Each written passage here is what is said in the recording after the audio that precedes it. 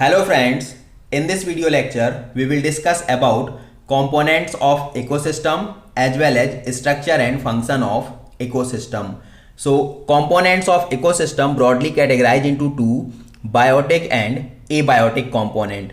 Biotic is about living being while abiotic is about non-living component.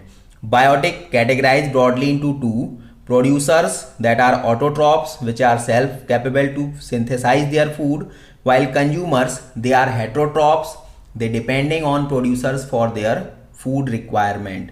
These consumers further categorized into two on the basis of their size, macro consumers and micro consumers. Macro consumers they further categorize into three, primary consumer, secondary consumer and tertiary consumer. Primary consumers are herbivores, they directly feeds on producers, while secondary and tertiary consumers they are respectively primary and secondary carnivores. They depends directly on herbivores as well as indirectly on producers for their food requirement. While micro consumers or decomposers, they are microscopic organisms, for example bacteria and fungus, and they feeds on dead bodies of plants and animals as well as their excreta. While the second one is abiotic or non-living component of ecosystem. So already in previous video we discussed about the details of biotic component. Here we discuss about abiotic components. So as we discussed, abiotic includes non-living physiochemical factors of environment, and this affects the distribution, structure, behavior as well as interrelationship of organism. So how in a particular ecosystem two or more than two individuals or species interacting within each, this also depends on abiotic factor of that particular region. So abiotic components are further categorized here into four. First, this is about inorganic material, that is carbon, nitrogen, phosphorus, sulfur, calcium, potassium.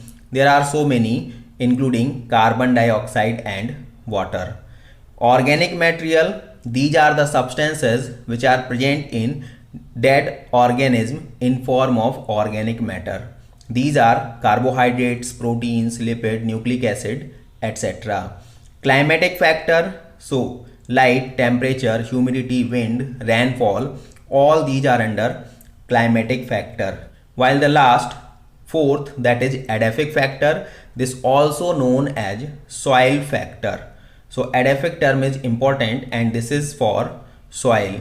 So pH of soil, composition of soil, like which type of soil particles are there, how they are composed, how they are synthesized, all this. Now structure of ecosystem. So as we discussed, ecosystem is formed by biotic as well as abiotic components. So how these two components interact with each other, they are responsible for physical structure of ecosystem, and this is characteristics of each ecosystem. The various features which are present in any ecosystem is categorized as species composition, stratification, trophic structure, standing crop as well as standing state. We have to discuss one by one. So first is about species composition. So simply it means about variety of species which exist in any ecosystem. So species composition differs from ecosystem to ecosystem. If we discuss about the maximum species composition, this is found in tropical rainforest as well as coral reefs. The largest coral reef is present in Australia, that is also known as Great Barrier Reef, while minimum species composition present in desert as well as Arctic region, because in desert and Arctic region conditions are unfavorable for survival, that's why there is less species diversity, while in case of tropical rainforest as well as coral reefs conditions are comparatively favorable That's why here maximum species richness exists. Second structural component of ecosystem is given here as stratification. So what is stratification? This is about vertical distribution of different species, especially about plants occupying in a particular forest at different levels. Usually there are 5 to 7 strata, that is layers, which may exist in a tropical rainforest. While simply in a forest, if we discuss, there are mainly 3 vertical strata or layers. As given here, in a forest, trees are the longest plant, so they form the top strata or top layer of stratification. With respect to this, shrubs, they are comparatively smaller, so they form the second level of stratification. While herbs or grasses, they are the smallest in size, they present at the bottom of forest, and that's why they are forming the third, that is the lowest level of strata. Now the next is trophic structures. So each ecosystem has specific food chains and food webs. What are food chains and food web? We discuss in the coming lectures. For example here, grazing food chain that exists in grassland. So there are variety of food chains and the sum of food chain is known as food web. So trophic structure also exists a structural component of ecosystem. The next one is standing crop. So standing crop is the amount of living matter or biomass which is present in any ecosystem at its different trophic level. So what is trophic level? Simply you can understand with food level in a ecosystem. Like herbivores, they are forming one food level or one trophic level. Primary carnivore, they are forming another food level or trophic level. Producers, they are forming the first food level or trophic level. Same like this, there are anothers like trophic level formed by secondary carnivore, trophic level formed by quaternary carnivore, trophic level formed by decomposers. So there are various trophic levels that are existing in a food chain. So standing crop is about the sum of all living matter or biomass which is present in any ecosystem at any given time.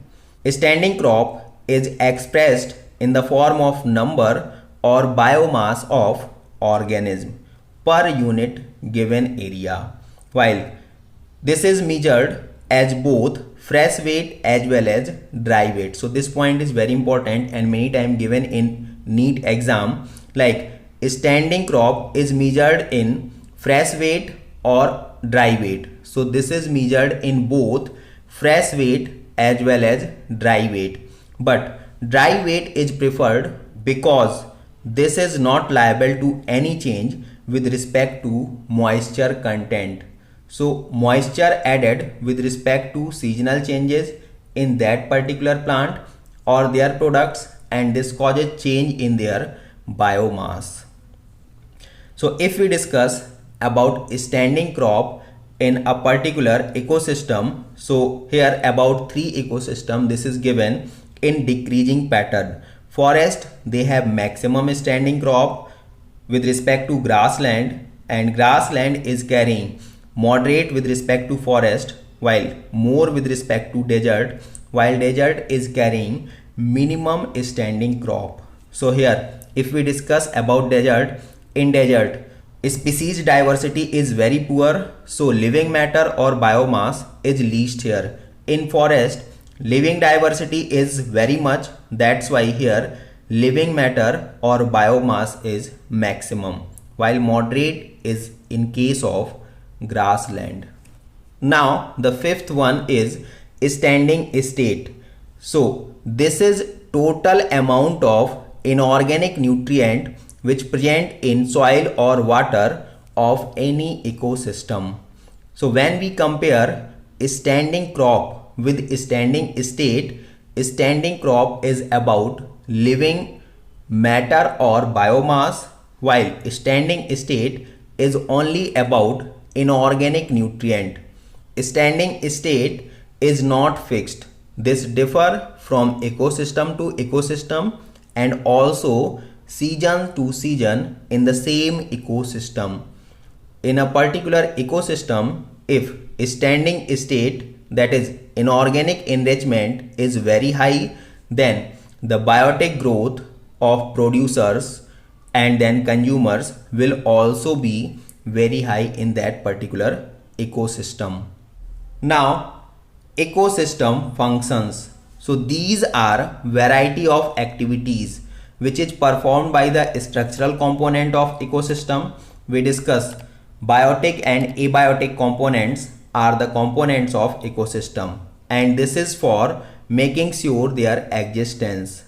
So ecosystem functions are categorized into four. These four are productivity, decomposition, energy flow, and the fourth is nutrient cycling. We can better understand the functioning of an ecosystem by the example of pond ecosystem. So when we discuss about pond ecosystem, this is a small self-sustainable aquatic ecosystem.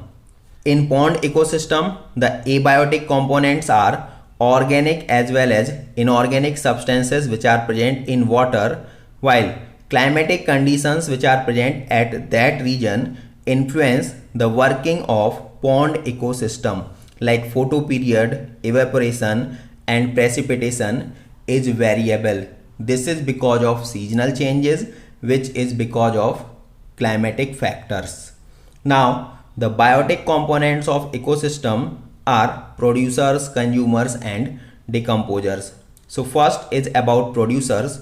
These are phytoplanktons, algae, floating submerged and marginal plants. These marginal plants present in the edges of or the shallow region of that pond. Second, that is about consumers under biotic component. So these are zooplanktons, free swimming and water dwelling forms of animals. Here phytoplanktons or zooplanktons are very important. So phytoplanktons, phyto is about plant, and as we know plants are producers, while zoo for animals. So zooplanktons, these are microscopic animals and all animals are consumers. So zooplanktons, they categorized as herbivore, so they are primary consumers. The third component of biotic factor is decomposer. So bacteria, fungus and flagellates, they are the decomposers that causes simplification of dead bodies of that causes simplification of dead remains of organism into simple organic substances. Now after discussion of components of pond ecosystem, we have to discuss how in a particular pond ecosystem structural functioning is going on. So pond ecosystem performs all the functions of any ecosystem and of the biosphere as a whole.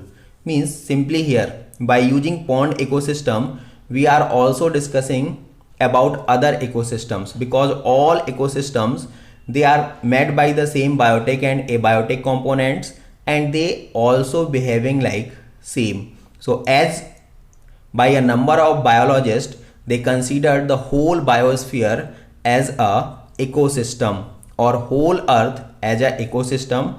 That's why behavior of other ecosystems will also be similar like that of pond ecosystem.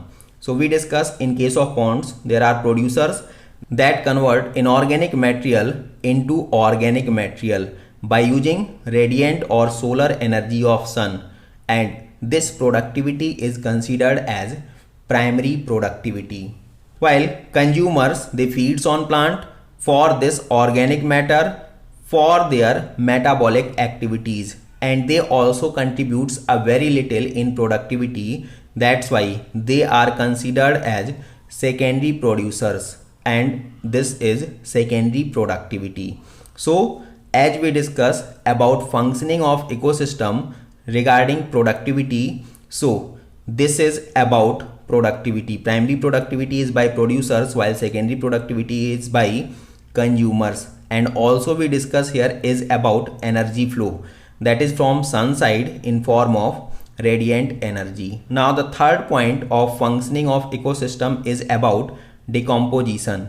So decomposition and mineralization of dead matter, this causes release of inorganic component again back to the soil, and that's why they are used again and again by the autotrophs.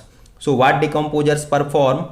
They causes again conversion back of organic nutrients into inorganic, which was performed in a reverse way by producers. Like producers we discuss here, they are converting inorganic substances into organic, while decomposers convert organic into inorganic one.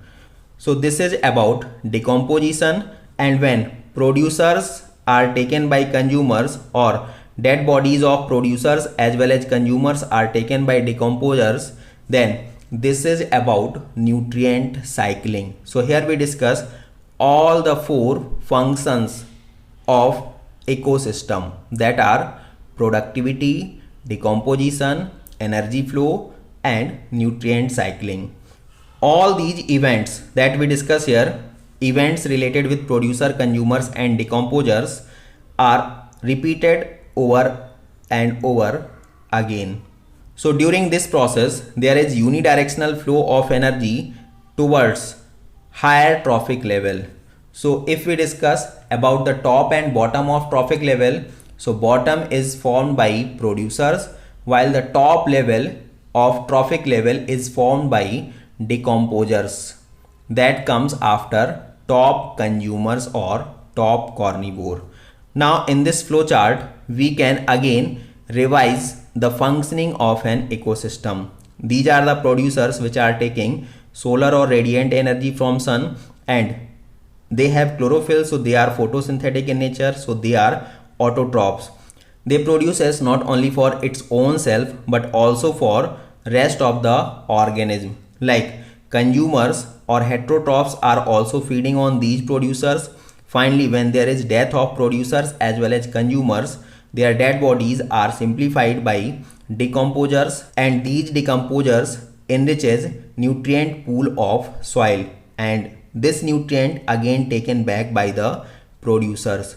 So here in the whole process we discuss here producers and consumers, they are related respectively for primary and secondary productivity, while when plants are taking solar energy or radiant energy, this is flow of energy. When producers are taken by consumers, this is flow of energy. When dead bodies of producers and consumers taken by decomposers, this is also flow of energy as well as decomposition. And the last, that is nutrient cycling. So producers taken by consumers, or producers consumers both taken by decomposers, or when nutrients are taken from the soil by plants, this is all about nutrient cycling.